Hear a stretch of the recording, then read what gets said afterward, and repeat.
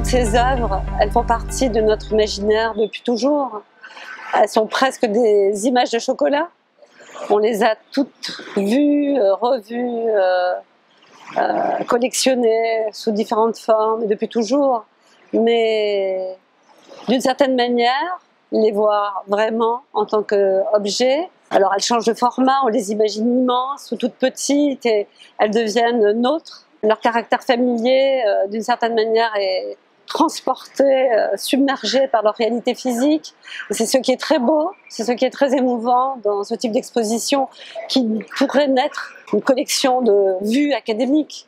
C'est tout le contraire. Tout à coup, ces peintures qui étaient en nous depuis toujours, qui tapissaient notre univers mental et qui étaient déjà nos peintures, deviennent des peintures qui nous sont encore plus proches, encore plus essentielles, mais qui prennent une dimension qui s'incarne, qui peuvent aussi parfois surprendre. Et il y a un phénomène de désublimation.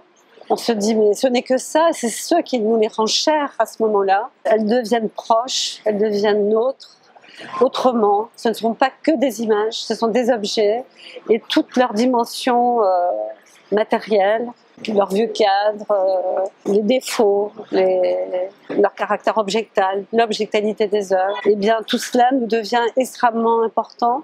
Et c'est la question même de la peinture qui est posée. Et on sort du monde de la représentation, on sort du monde du fantasme, on sort de cette manipulation des images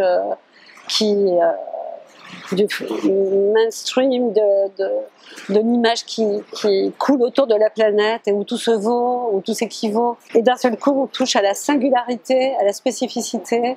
Il y a des objets qui ont été faits par des mains d'hommes qui portent l'empreinte du temps, des circonstances, de la souffrance, de l'histoire. Et je crois que c'est extrêmement important de revenir à ce que sont les tableaux.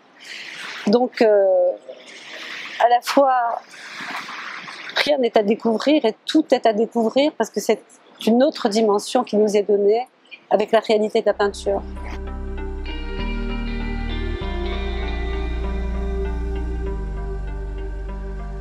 Il est vrai que ces œuvres ont peu été vues. Elles ont subi une ostracisation politique et idéologique pendant près de la moitié du siècle. Elles n'ont pas été vues d'ailleurs en Russie non plus. C'est-à-dire après la révolution bolchevique, après la nationalisation, elles ont été très peu présentées au public et elles ont fini par disparaître des cimaises de manière autoritaire, donc comme des œuvres dégénérées, incarnant un projet bourgeois, consumériste, commercial. Et l'interdit, l'opprobre qui est jeté, l'anathème qui est jeté sur ces œuvres fait qu'elles n'ont pas été vues ni en Russie ni ailleurs. Il faudra attendre la fin de la guerre froide, la mort de Staline, le début du dégel pour que ces œuvres puissent enfin réapparaître, mais pas alors lesquelles d'abord les impressionnistes, tout doucement, au début des années 60. Il faudra attendre plus tard pour voir les fauves, les cubistes, les œuvres proprement modernistes. Et elles ne vont voyager que de manière extrêmement épisodique. Ce qui est important ici, c'est que c'est toute la collection, en tout cas tous les grands chefs-d'œuvre de la collection, toutes les œuvres les plus marquantes, toutes les chevilles signifiantes de la collection qui sont présentées ensemble et qui nous donnent à percevoir un projet qui était celui de bâtir une collection pour le grand public moscovite, pour éduquer le peuple, c'est le terme utilisé par les Tchoukine, les Morozov, les Tretiakov, et c'était un projet de musée encyclopédique, anthologique de la modernité, de David à Matisse, et qui s'énonçait comme tel dès les années 1910. Donc ce que j'ai voulu faire, c'est restituer cette perspective qui était au cœur de leur projet et qui n'est pas du tout une collection particulière. Ça excède cette question. On excède la question du goût, puisque ce que construisaient Mirael, Ivan Morozov, mais Sergueï Tchoukine aussi, qu'on a pu voir il y a 4 ans dans le même lieu, c'est un projet de monstration de ce qui est en train de s'inventer à Paris et qui est une révolution des arts et qui est en train de se faire. Donc il n'est pas, comment dire, on n'est pas à distance, on n'est pas en train de juger un objet déjà existant et déjà académique et cadré. On est en train de courir après une peinture en train de se faire. C'est vraiment très important. Et elle n'est souvent même pas faite, puisque une partie des œuvres est commandée. Les Matisse, les Bonnard, sans parler des Maurice Denis. Donc on est vraiment au cœur même d'un temps et d'un lieu où la peinture s'invente, et d'un musée qui veut montrer une invention en train de se faire. Donc c'est très rare. C'est très rare, c'est même unique comme perspective.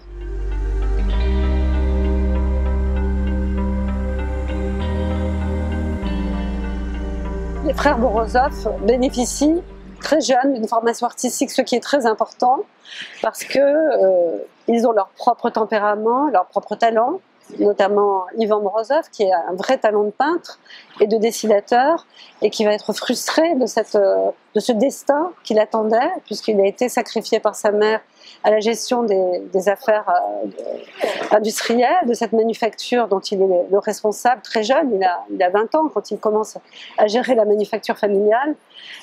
Donc il commence à suivre des cours à l'école des beaux-arts de Moscou, dans la section de peinture. C'est Konstantin Korovine, qui est le premier impressionniste russe, auto-revendiqué impressionniste, qui a suivi sa propre formation à Paris et qui va les former. Donc ils sont au cœur même d'une révolution qui commence à toucher la Russie, parce qu'on va avoir un impressionnisme russe à 30 ans d'écart. La première expo impressionniste, c'est 1874 à Paris.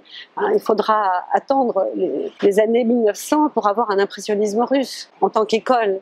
Donc c'est très intéressant de voir que très tôt, ils vont bénéficier de cette formation. Et puis, il y a, comme je le disais, leur propre tempérament. Ils vont également peindre sur le motif. Et ça, c'est quelque chose d'encore plus important, parce qu'à l'école des Beaux-Arts de Moscou, ils travaillent sur le modèle, ils travaillent en atelier, dans une lumière artificielle, ce qui n'a absolument rien à voir avec cette épiphanie qui va se produire, en tout cas pour Ivan, lors de voyages qui sont des voyages initiatiques le long de la Volga, où c'est le peintre Martinov, qui était d'ailleurs un peintre de l'école dite des ambulants, qui va les former à la peinture sur le motif. Et ça, c'est quelque chose qui est de l'ordre de la révélation pour Ivan Morozov. Et c'est ce qu'il va ressentir devant les Cézanne en 1907, va le ramener à cette expérience. D'ailleurs, immense prédominance du paysage dans la collection, parce qu'on n'en a pas forcément conscience. C'est un paysage, toutes sortes d'aspects et d'approches. Et bien, ce paysage, il traverse toute la collection, et c'est une sensibilité qui est celle d'un paysagiste. C'est en tant que peintre paysagiste que Ivan Morozov a collectionné. Donc, c'est présent massivement dans la collection, et il est à la recherche de cette lumière, parce que c'était à l'été qu'ils avaient peint sur le motif le long de la Volga. Les étés continentaux sont très chauds et implacables en Russie.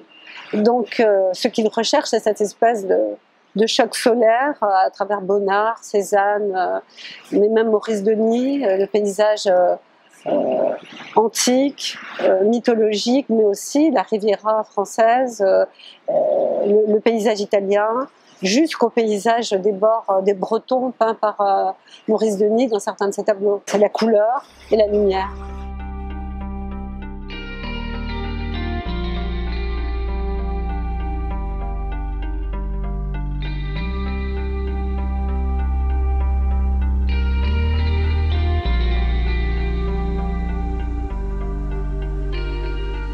Alors, Anna Golubkina, c'est la première femme à entrer à l'Académie des Beaux-Arts de Moscou en tant que sculpteur. Donc déjà, par elle-même, elle est une révolution en marche. Elle va être immédiatement reconnue comme dotée d'un tempérament très original. Elle vient d'un milieu particulièrement pauvre, donc tous ces artistes, grands industriels et artistes, sont issus de la servitude. Il faut avoir ça en tête. Et donc elle est d'un milieu extrêmement modeste. Elle va néanmoins s'imposer comme sculpteur, partir à Paris, être étudiante à l'Académie Calorossi, devenir préparatrice de Rodin. Elle va beaucoup travailler pour Rodin, notamment pour La Porte de l'Enfer.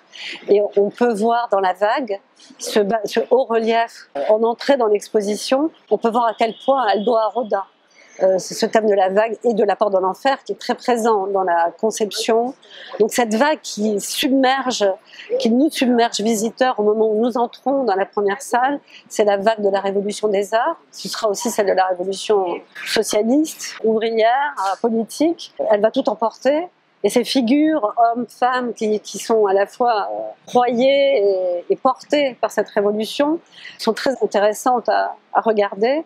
En fait, ce bas-relief, ce haut-relief, il est toujours en place à Moscou. Il domine le théâtre d'art de Moscou, qui a été créé par Constantin Stanislavski. Et le grand mécène, c'est le cousin de Mireille et Ivan Morozov, Sava Morozov, lui aussi à la tête d'une autre grande manufacture, une autre branche manufacturière de la famille. Et Sava était d'une part un révolutionnaire convaincu, proche de Gorky, grand argentier de Lénine et des proto-bolcheviks. Il va se passionner pour le théâtre. Il va être le principal mécène de Stanislavski, il va lui donner un théâtre. Et c'est là que Stanislavski va bâtir la nouvelle dramaturgie qui va conduire à l'Actors Studio quand même après son émigration aux États-Unis. Donc c'est extrêmement intéressant. Il faut aussi savoir que Sava Morozov était si passionné que tout en gérant sa manufacture, il est devenu le chef éclairagiste de Stanislavski. Il bricolait parce qu'il avait une formation de polytechnicien, d'ailleurs comme Ivan Morozov, et il va bricoler des éclairages de fortune pour Tchekhov notamment, parce que ce théâtre va être le laboratoire de Tchekhov avant de s'ouvrir plus largement au théâtre contemporain. Et j'en reviens à Anna Golubkina parce que la vague, en fait, est une citation directe d'un fragment de la mouette de Tchekhov. Et ce qu'elle veut décrire dans cette sculpture, c'est cette mouette qui frôle la crête des vagues. Et donc on a la rencontre de ces deux éléments. Et c'est un hommage à Tchekhov, en fait. Donc on entre dans l'exposition par ce biais, par un autre membre de la famille. Et c'est une manière d'introduire à ce cercle des Morozov qui figure dans la première salle. Ce grand groupe de grands industriels, tous issus de la servitude, tous vieux croyants, très austères, puritains, une salle pratiquement en noir et blanc.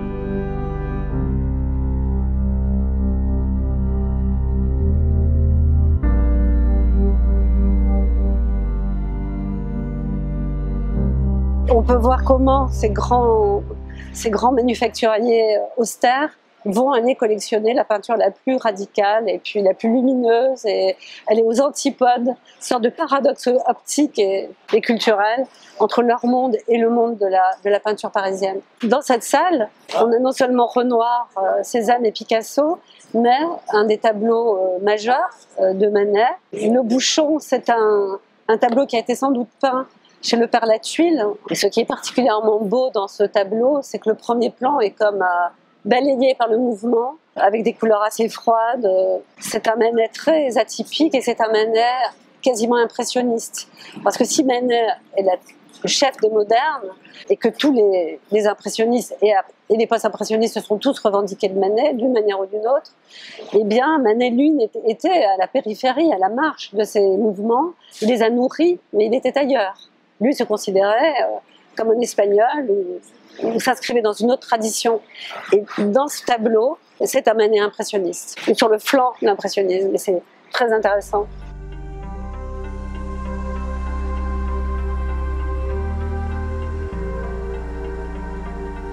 Alors la salle Bonnard, elle est la véritable introduction d'une certaine manière à l'exposition, puisque c'était dans le grand escalier de cet hôtel particulier d'Ivan Morozov que tous les Bonnards étaient accrochés. Ils étaient accrochés comme un papier peint, de manière comme un all-over. Et certaines œuvres étaient commandées, le triptyque, notamment la Méditerranée, qui est une œuvre extrêmement importante de Bonnard, et puis les 2 grands panneaux latéraux qui ont été commandés immédiatement après, l'ensemble constituant une sorte de commentaire sur le thème des 4 saisons. Donc on a l'été avec la Méditerranée, l'automne et le printemps avec les panneaux latéraux. Il y a une autre commande qui avait été faite par Ivan Morozov à Pierre Bonnard, qui sont ces scènes de la vie parisienne, à midi et le soir, absolument magnifiques, qui sont dans la même salle, avec un format panoramique. Donc on est dans cette salle, dans la restitution des pièces les plus importantes qui étaient placées dans le grand escalier, dans une architecture dorique assez conventionnelle et qui n'était pas extraordinaire en termes de qualité architecturale, un petit peu pompeuse et aux antipodes de l'art de Bonnard. Mais bon, l'art dorique était censé être le plus dépouillé et le plus symbolique. Donc, circonstance atténuante. Et ce qui est intéressant, c'est qu'en traversant cet escalier, le public était littéralement tatoué optiquement. C'est-à-dire que c'était comme s'il était préparé à voir les impressionnistes, les fauves, les cubistes qu'il allait découvrir dans les salles suivantes. C'était une sorte d'étalonnage, de mise à niveau, de test. Et c'est très intéressant. Et puis c'est très charnel aussi parce que ces peintures sont immenses. Et je pense qu'on ne sort pas indemne. Une sorte de passage dans une cage où la peinture vous domine, vous submerge et vous transforme. Donc il y avait presque une volonté de tatouage et de transformation, de mise en état psychique et physique avant d'aller voir la peinture.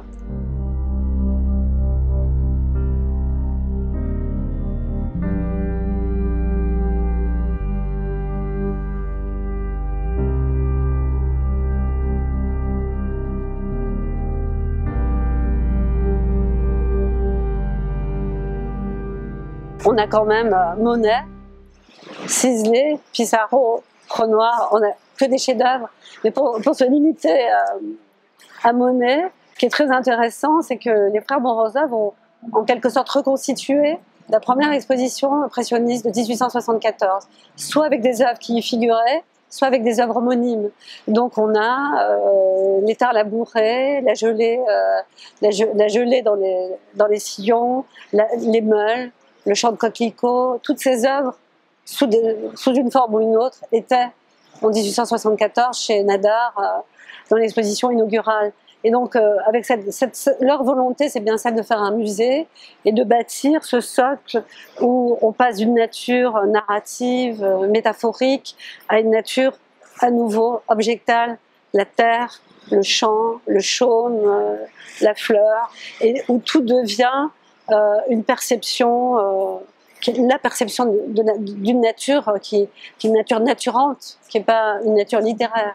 Donc on sort de cette tradition qui avait d'une certaine manière académique, où tout était signifiant, symbolique, mais tout n'était que langage, où la peinture parlait. Et là, il s'agit de peinture qui peint et qui peint une réalité naturelle, des choses, et qui d'une certaine manière est très proche de la conception que le monde actuel, avec le sentiment écologique, avec les nouvelles perceptions qui se développent. En fait, je pense que ça nous parle beaucoup et qu'on ne doit pas regarder ces peintures comme le Xème chef-d'œuvre de la peinture impressionniste. Ce qui est passionnant, c'est que c'est à la fois la chose elle-même et c'est nous en train de la regarder, puisque c'est le tempérament du peintre qui non seulement filtre, on est dans une relation subjective des deux côtés. La réalité, elle est du côté de la chose peinte, la subjectivité du côté du peintre sujet psychique, et que c'est bien cette relation-là que nous recherchons à nouveau aujourd'hui dans un monde en train d'être dévasté par la modernité, l'industrie, etc.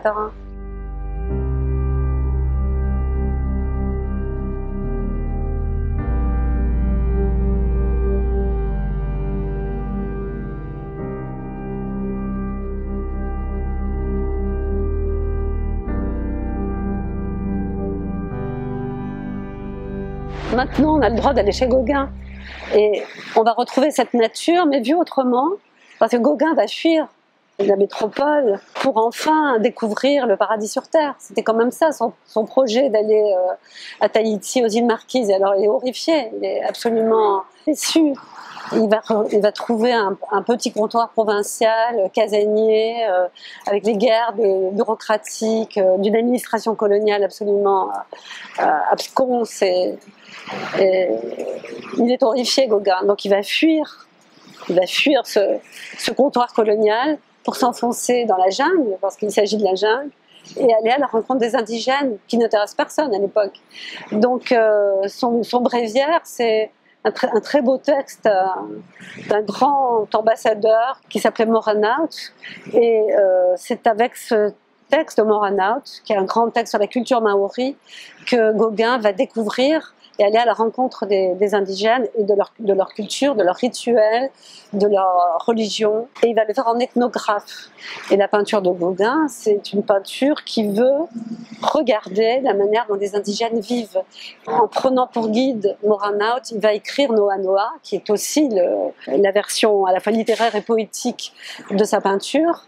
On est vraiment sur deux lignes symétriques et parallèles. Et on va le voir de tableau en tableau, regarder la vie des indigènes. Par exemple, ce magnifique double portrait des fleurs de France. À la fois, on voit Gauguin faire venir de France des graines. Il était issu d'une famille de pépiniéristes quand même, et de jardiniers. Donc il fait venir de chez lui des fleurs, il va acclimater les fleurs de France. Et il va aussi littéralement s'adonner à la découverte des fleurs tahitiennes, des frangipaniers, des fleurs de couleurs, de coloris, de parfums qui n'existent absolument pas en métropole. Et c'est ce double portrait, ce pêcheur, en tout cas cet indigène et cette petite fille, correspondent très exactement à ces personnes qui vont l'accueillir. Une fois qu'il va partir dans la jungle, il vit dans une espèce de cahute et il vit de rien, parce qu'il y a une grande pauvreté. Il est déjà très malade, hein. Il était gravement atteint par la syphilis, il va littéralement mourir et pourrir sur pied. Et c'est dans le dénuement le plus extrême. C'est quand même ça la vie de Gauguin aux Marquises. Et donc ces indigènes vont l'aider, et cette petite fille va lui apporter chaque jour de quoi se nourrir, et tout doucement, ils vont s'apprivoiser les uns les autres.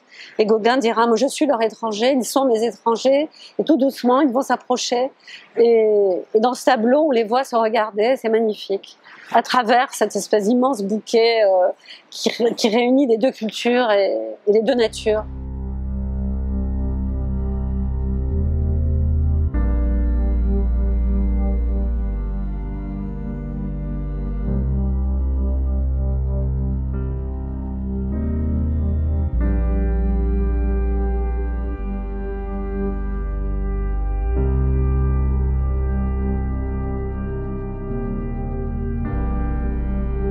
Dans la salle Cézanne, eh bien, on va découvrir un immense parcours de l'histoire de Cézanne paysagiste. Cézanne, c'est aussi un maître de l'épiphanie, parce qu'il pouvait passer des jours à bouger de quelques millimètres la tête à droite ou à gauche, je le cite, hein, je le paraphrase, et le monde changeait, le monde basculait, sa sensation s'aiguisait ou disparaissait.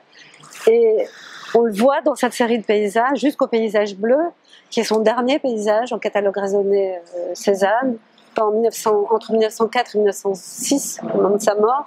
On le voit regarder des paysages se refléter dans l'eau. Alors d'abord les eaux froides de la Seine ou de la Marne, et puis les eaux chaudes de l'Arc, dans la région d'Aix, qui est sa région natale, ou le bassin du Jade Bouffant, et jusqu'à ce que la dilution de la peinture lui ouvre la voie vers une peinture d'une autre nature, qui n'est pas celle justement de la représentation figée, mais où la surface de l'eau est aussi ductile, aussi liquide, aussi subtile que celle justement de la peinture. Les surfaces réfléchissantes, qui n'est pas un miroir glacé et figé, mais une surface en mouvement, devient celle même de la toile blanche qui vibre au contact de la couleur. Et c'est tout le projet de Cézanne qui, d'une certaine manière, va s'inscrire et va être perçu et reconstitué avec une immense clairvoyance par Ivan Morozov, parce que c'est lui qui reconstitue l'histoire de ce regard de Cézanne sur la surface réfléchissante jusqu'à devenir ce paysage emblématique du paysage bleu qui touche à l'abstraction et qui se défait sur les bords et où transparaît la toile vierge de la toile à peine préparée.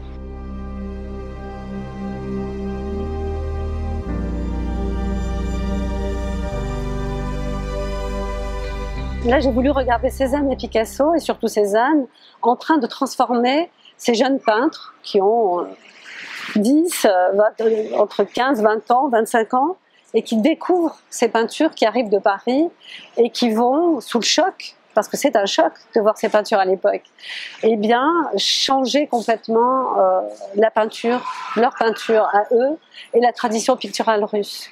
Donc, venus de l'école des ambulants, d'un réalisme misérabiliste, émotif, social, ils vont se mettre à s'autoproclamer cézanistes, notamment avec l'exposition du Valet de Carreau en 1910, qui est le moment où toutes les avant-gardes vont apparaître. On a Rodchenko, on a Goncharova, ils sont déjà tous là en 1910 et chacun porteur d'une nouvelle révolution picturale. Mais il y a des cézanistes, et les cézanistes, on les a quasiment jamais vus, nous. D'ailleurs, on les a à peu près jamais vus en France, et ce qui est quand même un questionnement pour moi, pour nous tous. C'est une peinture extrêmement corrosive. D'ailleurs, aujourd'hui encore, comme on ne l'a jamais vue, d'une certaine manière, elle nous apparaît presque choquante, et très corrosive, très sardonique, très noire. Elle regarde non pas le Cézanne subtil et essentialiste de la fin, mais le Cézanne, le jeune Cézanne, expressionniste, noir, de cette période dite par Cézanne couillarde, et puis qui est une peinture de potache, qui se moque des uns, qui se moque des autres, avec amour et révérence, mais quand même, qui se moque.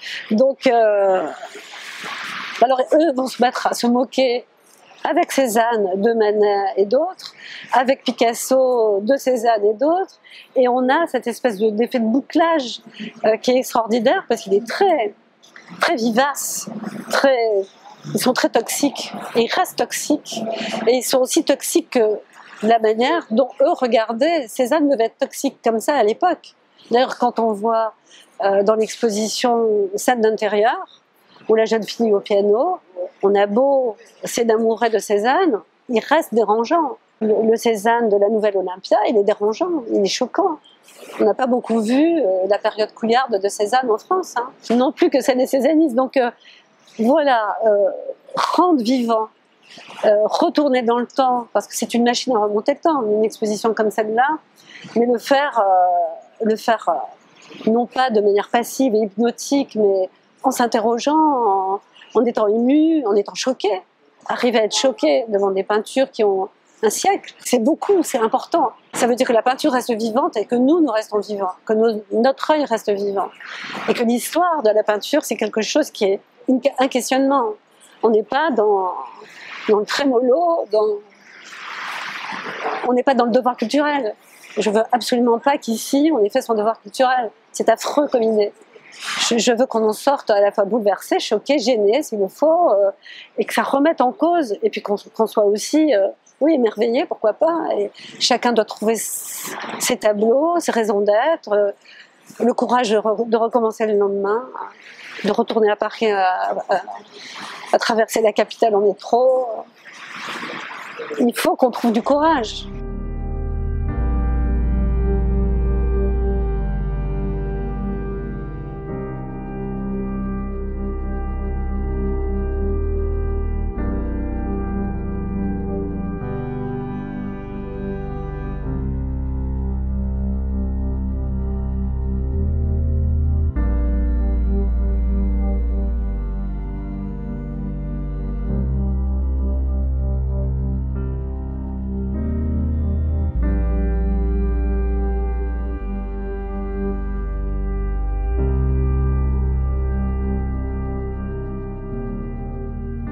Ce personnage qui est au centre de la ronde des prisonniers, en fait, c'était un militaire de carrière, d'après mes souvenirs, qui s'est retrouvé emprisonné dans cette grande prison de Londres parce qu'il avait failli, je crois qu'il avait touché à des affaires financières. Donc voilà, il allait finir sans doute à l'échafaud. Mais Van Gogh lui donne ses traits, en tout cas la couleur de ses cheveux, sa crinière rousse.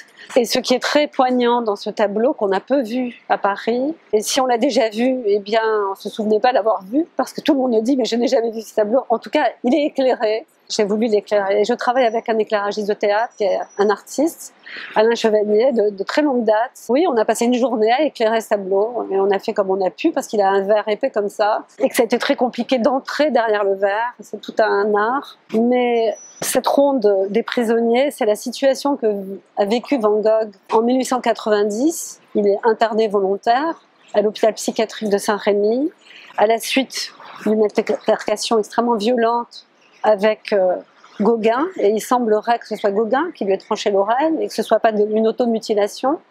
Eh bien, Van Gogh se réveille d'une nuit d'orage et de catastrophe. Il pense qu'il s'est automutilé, c'est ce qu'on lui dit.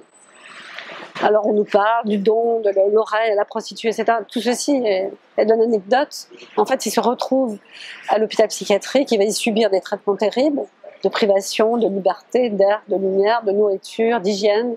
Il va écrire tous les jours à son frère Théo, il lui dira à quel point il ne bénéficie d'aucun soin, que sa situation est intolérable et qu'il veut partir. Plus le temps passe, plus il est enfermé, il n'a même plus le droit de sortir, il n'a plus aucun moyen de s'exprimer, et il demande à Théo de lui envoyer des gravures.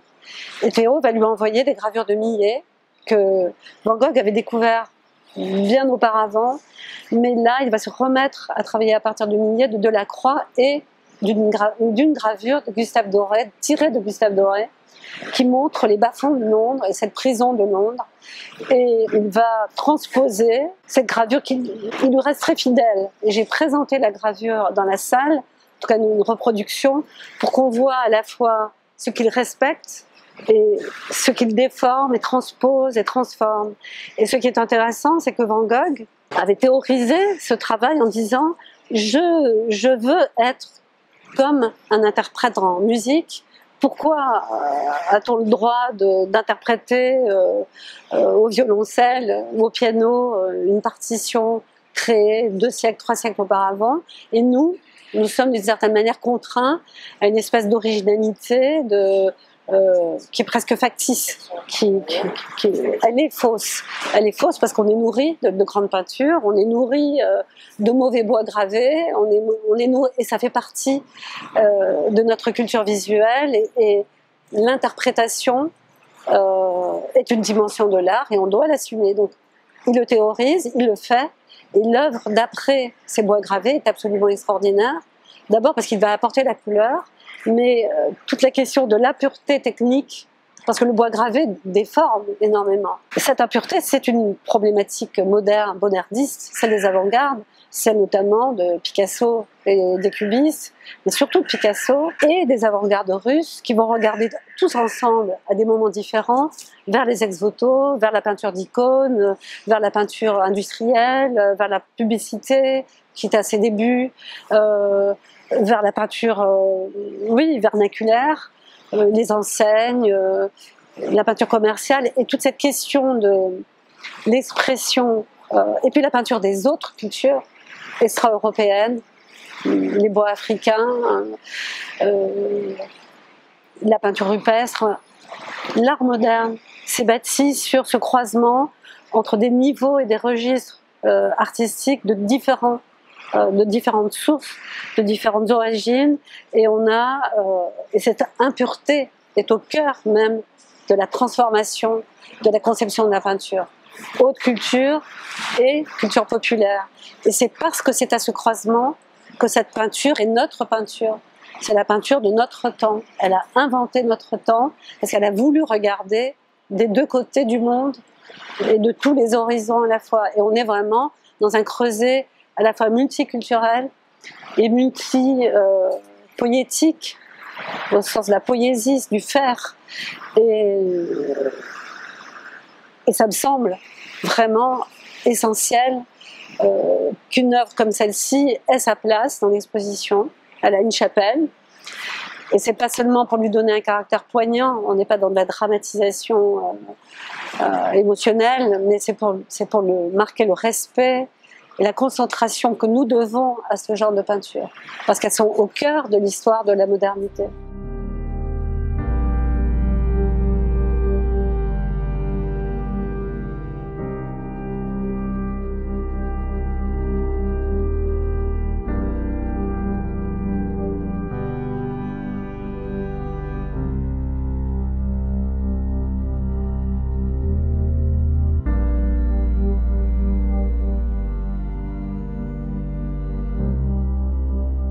À la fin de l'exposition, j'ai installé le salon de musique d'Ivan Morozov.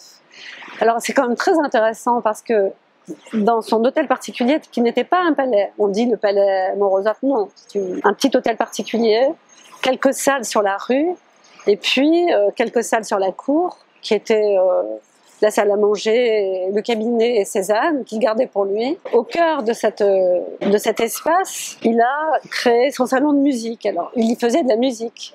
Cet espace était donc très neutre. En revanche, le salon de musique, il est quand même composé de 3 niveaux, avec des cariatides qui portent cette grande verrière. C'est un lieu très décoré, contrairement à tout ce qui va l'environner. Et il va commander à Maurice Denis un ensemble de panneaux, d'abord 5, puis 8 autres, puis des grands bronzes à Mayol, puis des vases à Maurice Denis à nouveau. Et cet ensemble doit être un lieu qu'ils vont dédier ensemble. C'est une discussion sur la thématique mythologique à l'histoire de Psyché. Alors, Psyché, c'est quoi? C'est l'histoire de la quête de la beauté. La quête de la beauté, c'est la quête d'Ivan Morozov, d'abord. C'est aussi celle de Maurice Denis. Donc, on a un point de convergence entre l'histoire de ces 2 personnages, le peintre, néo-traditionniste, chrétien, qui voulait une œuvre chaste, tout en regardant du côté de Raphaël et de Giulio Romane, qui était, surtout Giulio Romane, d'une véritable bacchanale, son histoire de Psyché, mais il y regarde quand même. Alors il le dit, oui, c'est une version chaste, mais quand même, il s'y affronte, il se confronte, il a le courage d'aller jusqu'au bout, il considère qu'il échoue, et c'est son jugement. Il est vilipendé en Russie parce que c'était pas du tout l'approche que les Russes avaient de l'œuvre de Maurice Denis, qui aimait son côté Piero della Francesca, l'italienne, parfumée aux essences balsamiques, petit format, peinture de presque ex voto. Et d'un seul coup, il se retrouve avec des grands formats décoratifs dans une couleur incroyable, qui reste absolument stupéfiante aujourd'hui. Et donc, dans ce lieu assez étrange, vont s'accumuler ces œuvres, va se jouer cette musique. Alors, cette musique, c'est quoi? C'est Scriabine, notamment. Et il faut quand même se souvenir que tous ces grands marchands, artistes, musiciens, notamment Scriabine, vont être théosophes. Et la théosophie, c'était la recherche de la vérité, de la transcendance, et que la beauté était le premier stade, celui qui nous est donné en partage à tous. Rencontrer la beauté, c'était cette première étape que nous devons franchir pour aller vers la vérité, la connaissance, la transcendance, l'illumination psychique. Donc on a à la fois Scriabine qui va créer Prométhée, qui est sa dernière grande œuvre, et qu'il avait projeté de jouer dans un opéra constitué par une grande sphère en verre. Alors je vous laisse rêver à ce que ça aurait pu être. Il avait acheté un terrain dans l'Himalaya pour construire cette sphère, et devait se jouer là, son grand opéra théosophique. Donc on est ici dans la dernière salle, on a 17 mètres de hauteur, on se retrouve sous ce puits de lumière créé par Franck Gehry, et on est finalement pas si loin, et même très près de ses préoccupations, et on franchit tous ensemble ce dernier stade. Et d'ailleurs on est accompagné par Scriabine en musique, mais aussi par Pierre-Henry, avec Messe pour le temps présent, et j'ai voulu que ça conclue le programme musical qui est le psyché rock qui a bercé notre jeunesse, et que je vous invite à venir tous danser lors d'une choré improvisée dans les salles de la Fondation Vuitton.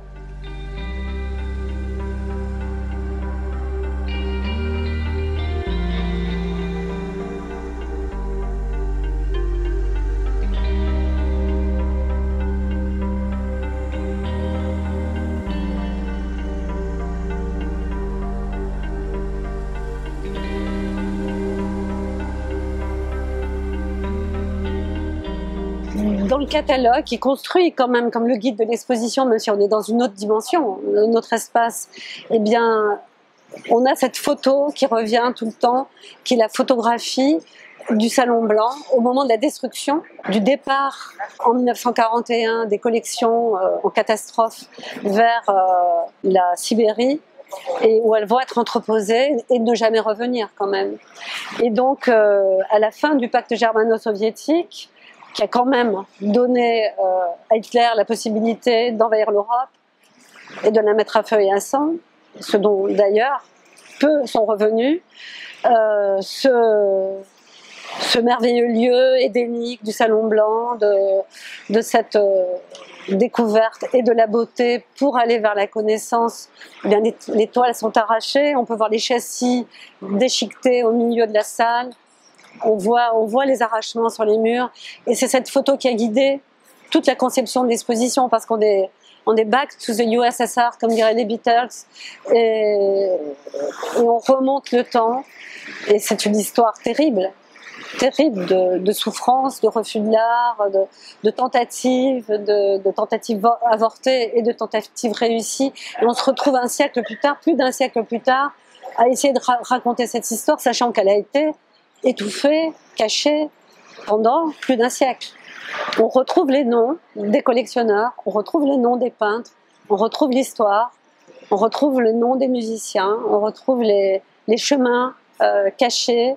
Et c'est aussi le travail des historiens d'art, oui, c'est un travail historique. La vérité historique est essentielle.